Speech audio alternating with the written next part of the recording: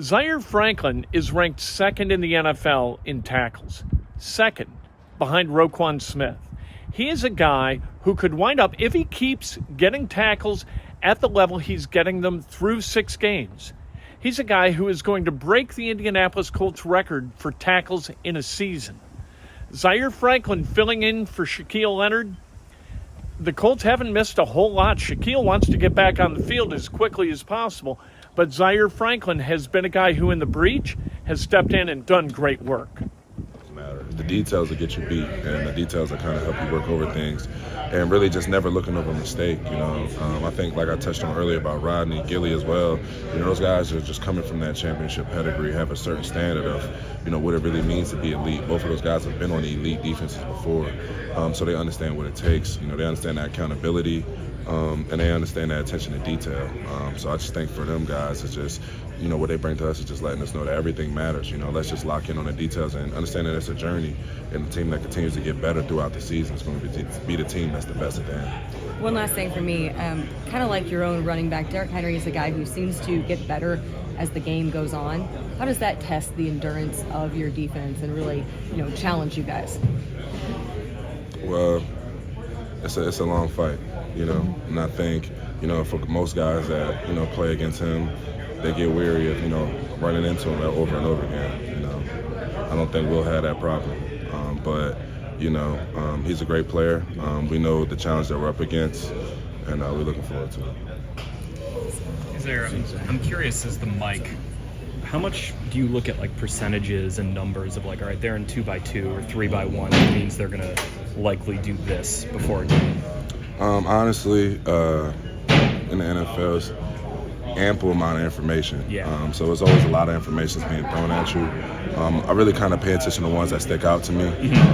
But, what I've learned, this year and the last few years, you can't get too stuck on that because teams self-scout. So they'll know, okay, we've shown 90% in this. Now we're going to play against the Colts and do exact opposite. We've had teams do that. So you can't get too caught up on it. Our coaches always say, look, this is what they do. They have a high probability of doing this. But, look, we don't have a contract with them. So it's just an awareness, more so. So that's really how I take it. Some tells are true. Yeah. And you see it over and over again. And those tips, always show up on game day. But for the most part, when it comes to the percentages and stuff like that, just really more awareness, and then just got to confirm it after posting it. You mentioned all that information. It seems like there could be overload with tape and numbers and analytics and all those different things. How do you narrow your focus into what you really need to do? Is it position coaches? Is it you? Is it how do you go about that? Well, I think you just really got to focus on the information that applies to you the most. Yeah. So if I'm watching film and I see, they running these certain route concepts, but there's no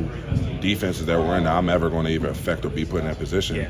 Yeah, I'm listening and I'm in tune with it just in case, but for the most part, it's not something I'm a harp on or study the night before. I'm really looking for the things, all right, look, these are the situations and scenarios that I know I'm going to be in and that I need to be prepared for and I need to be ready for. Because like I said, if you start paying attention to too much, you'll be lost. So, they always say, see a lot, see a little, see a little, see a lot. So.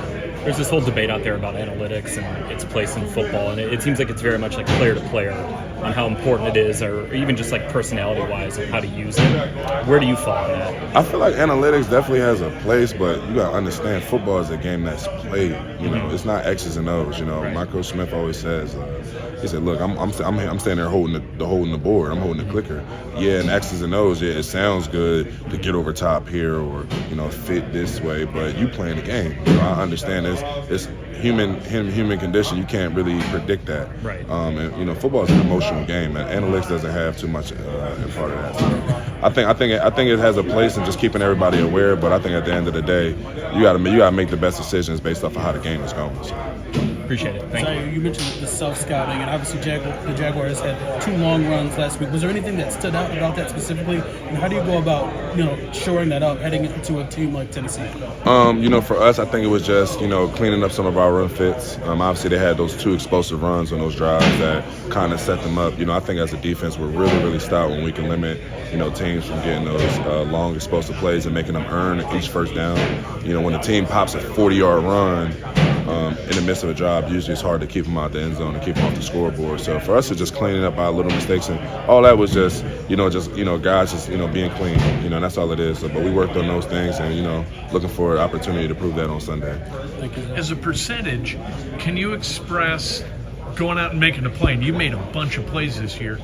How much is preparation and how much is just instinct and going out and playing? Yeah, I think it's something I had to learn, throughout my career. It's just, all the work you're putting in, all the preparation happens, Monday when you first introduce the team, Tuesday when you're preparing and resting, Wednesday, Thursday, Friday, Sunday. You know it. You understand it. Trust yourself. Trust your preparation. Trust your practice. Just go out there and play and just let it all go. If a mistake happens, look, mistakes are going to happen. You're never going to be perfect. But I think, as far as preparation goes, you're getting all your tips and stuff throughout the week. I think on Sunday, it's just best to just go out there and play fast. Is it easier from a preparation standpoint to play a team you already played and a team you played twice a year already?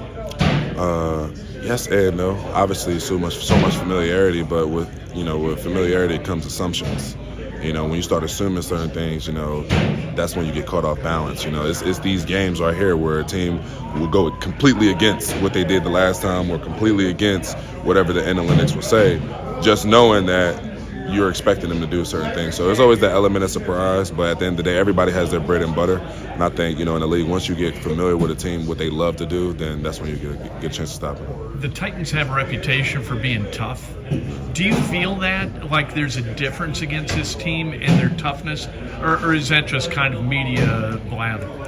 I think teams take on the personality of their leadership, and obviously, Rabel was a tough player. He's a hard-nosed player, and I think that oozes into the team. Obviously, it being a run-heavy team, 2022, you got to have some type of tough and tenacity because, most people are trying to throw the ball 40 times a game. So I think it's definitely an element of what they try to base their identity off of, for sure. And that's what they do. Like, they line up, they hit you, and they want Derrick Henry to run the football, right? I mean, that's it. You stop Henry, and that's a long way towards stopping that team. Yeah, for the most part. Yeah, obviously they put their trust and, their faith on his shoulders, and, he's done a great job of carrying them so far.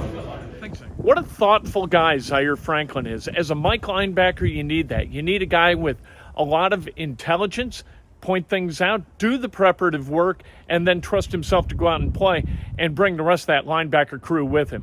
Zaire Franklin, whatever happens this Sunday, he's going to be one of the big reasons.